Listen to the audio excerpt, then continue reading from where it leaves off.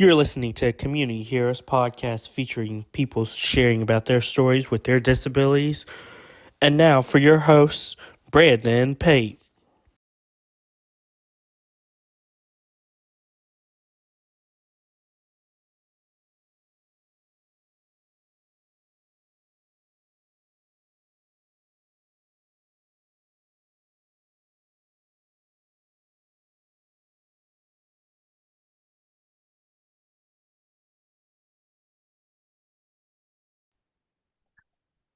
Welcome back to Community Heroes podcast. In today's episode, I have the privilege to interview the Canada sitting volleyball Paralympian Payden Vair. How are you doing today? Good. How are you doing, Brandon? I'm doing good. Can you talk about what is your disability and how does it define you? Yes, so I was in a lawnmower accident in 2018 that resulted in the amputation below knee on my right side. And then I also lost my heel on my left foot. So they had to do some reconstruction on that side. So I do have a disability on both sides of my body below my knees. Um, but growing up, I have played sports my whole life. My main sport was soccer. I had played at the Lethbridge College Kodiaks for a year, and I was going into my second year when my accident happened. Right out of the hospital, a few girls from Canadian women's sitting volleyball team had come to see me, just talk about their disability and how they found a different route in sport, and that is how I got connected to sitting volleyball. Of course, how did you not let your disability define you into what you are, and how does it affect your everyday life? Yeah, so it definitely played a huge mental role, mental block for a little bit. It took me a little while to realize that soccer wasn't something that I was going to be competing at in the college level. But as soon as I found out that there was a route for me within the para sports, I was very excited. It gave me drive in another direction. And it just really gave me a purpose to speed up my recovery, push my body to its limits. And I'm just very thankful for that. Um, with my disability affecting my everyday life, there is a few adjustments to having a prosthetic. It can be quite painful at times. You have to adjust a few things personally in your life and just find different routes to adjust everything that you need, such as just standing for long periods of time can be a little bit exhausting. So just being able to find a spot to sit if you need to, or adjust your leg and your prosthetics. But I've always been able to be fairly positive about my amputation, and I haven't let it define me yet. Of course, how have you not let it define you, and how has it gave you that outlet to compete in sports such as sitting volleyball? Mm-hmm. I try to look at things in a positive direction. I mean, you can't take it back, so you have to just move forward with things. So I don't think there's a purpose on dwelling on the past too much. I know that other people that might be facing with the same disability as I am, it can be very hard at times, but just knowing that you still have a future in sports, it is very beneficial, and that is kind of what helped me push past my accident and what happened to me. How was it like when you made the Team Canada sitting volleyball?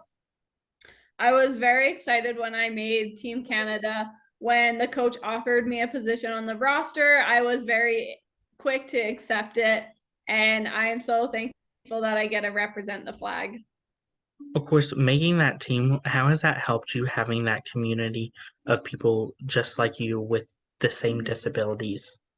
Yeah, I didn't know any amputees when I was growing up. So when my accident happened, I didn't know who I could reach out to. So when I was able to join this team with a lot of people that are very similar to me, it was nice to be able to share the experiences that I was going to and just questions that I had about my prosthetic or questions about little pains that I was having, and just being able to reach out to people that understood what I was going through. Of course, competing and sitting volleyball, what are some of your favorite memories that you've had so far? I think one of our greatest memories is when we won gold at the last chance qualifier. and were able to get the last position to go to Tokyo for 2020 and become a Paralympian. Of course, what was that moment that it was like when you did make the Paralympics and you were going to Tokyo to compete for Team Canada? Yeah, it was so excited when we did qualify for the Paralympics.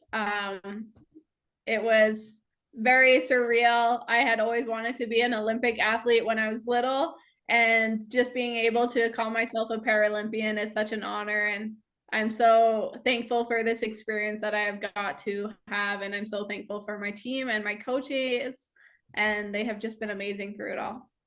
Competing at the Paralympics, what were some of your challenges that you faced and how did you overcome them?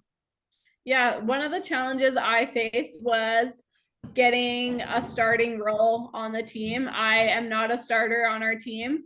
I have worked my way up to be able to become one of the first subs that go out on the court when the coach needs me. Right now, I am a serving and a back row specialist. So I'm still working on my role within the team, and I definitely need to put in some more hours on the court and off the court. So hopefully in the future, I can be one of the starting players. What was that feeling like getting to put on that Team Canada jersey and have the Paralympic symbol on it? It is always so unreal wearing the Canadian flag as well as the Paralympic symbol. It is such an honor, and I just always hope that I can represent the flag and make this country proud. What does it mean to have the platform that you do to give awareness to disabilities? Yeah, I definitely, a few people will reach out to me every once in a while asking me questions, saying that they might be going through a similar accident as me, or just trying to figure out what their life is going to look like in the future after having an amputation, possibly. I also have a few people that reach out to me just to let me know that I had helped them in some way with just sharing my story and being as positive as I am. And it's just nice, I think, for there to be someone on social media that is just very raw and open with the community and just showing that we can go through certain things, but there's always a way to make it a positive experience and just kind of giving it a more positive outlook on life. Of course, with you being a rookie on the team, who are some of the veterans that you've looked up to and how have they helped you in getting into the para sports? Yeah, so I would say Julie Cozen and Jennifer Oakes are one of the two people that really helped me get into the sport. They are the two people that met me. Jennifer met me in the hospital, and Julie Cozen was introduced to me through the war amps. So they are the two main reasons why I play sitting volleyball. So I'm so thankful for them for taking time out of their day to meet me when they did. And I just hope that they will always know how grateful I am towards them. Why is it like obviously giving that platform and helping young athletes such as yourself compete and look to achieve their dreams to make the Paralympics? Yeah. I think it is always awesome to be able to look up to someone knowing how similar that you are. I hope young athletes can look up to me and know that they can be in my same shoes one day, that they can keep pushing towards their dream and their love in sports, and that they can one day be a Paralympian as well. What is the training like preparing for competition games in Mhm. sitting volleyball? Yeah, so there's a lot of training that happens every day. I usually hit the gym every day with weights and cardio, and then I try and get on the court as often as I can. And then as a team, we get together at least once a month for training sessions where we can compete for our future competitions, and we just all put in a lot of work together and while we're away. What are some of your future plans in the sport of sitting volleyball? Yes, future plans will be zonals in May. So zonals are being hosted in Edmonton, and we have to place first at that competition to be able to qualify for Paris in 2024 for the Paralympics. So that is one of our next big venues coming up. So we have a lot of work to put in for that competition, but I think our team has a very positive outcome if we keep training hard, and I think we have a good shot at making it. How's it been like obviously being a part of the Paralympic sitting volleyball for Canada? It has been amazing being a part of Team Canada. I am so thankful for it, and it's so amazing for people to see me and notice that I am a Paralympian representing our country, and I'm just honored to be in that position. What advice would you give those people that are looking to get into adaptive sports? I would say reach out to as many people as you can, try different sports, find what your love and your passion is, and just keep practicing, keep putting the work in, and show the coaches that you want to represent the Canadian Leaf. What advice would you give those college athletes and college students looking to get into adaptive sports? I think it is such a good route for any athlete, especially a college athlete. If you need to be within an adaptive sport, it is very competitive. You are going to love it just as much as you did being in the NCAC or the ACA league. So just keep pushing towards your dreams. Adaptive sports in the Paralympics is a great option for anyone. So do what you can and keep working hard. What advice would you give those people that are looking to represent either Team Canada or Team USA in the Paralympics?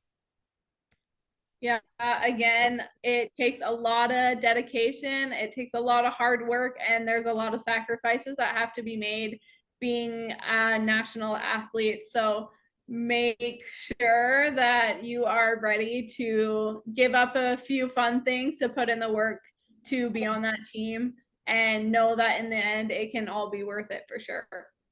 Where can our listeners find you at on social media? Yeah, so I am on Instagram. My username is Payden Vair. Thank you again, Payden Vair, for your interview, and best of luck in your future as a Canada Paralympian sitting volleyball player. Thank you, Brandon. You can find Community Heroes on Facebook at Community Heroes, Community Heroes on Instagram at com_heroes, and you can find us on Twitter at com_heroes, and on YouTube at officially Community Heroes. Don't forget to like, comment, and subscribe. Thank you again, Payden Vair, for your interview, and best of luck in your future. Thank you. You are watching Community Heroes. Please feel free to like, share, and subscribe to Community Heroes on social media and on YouTube.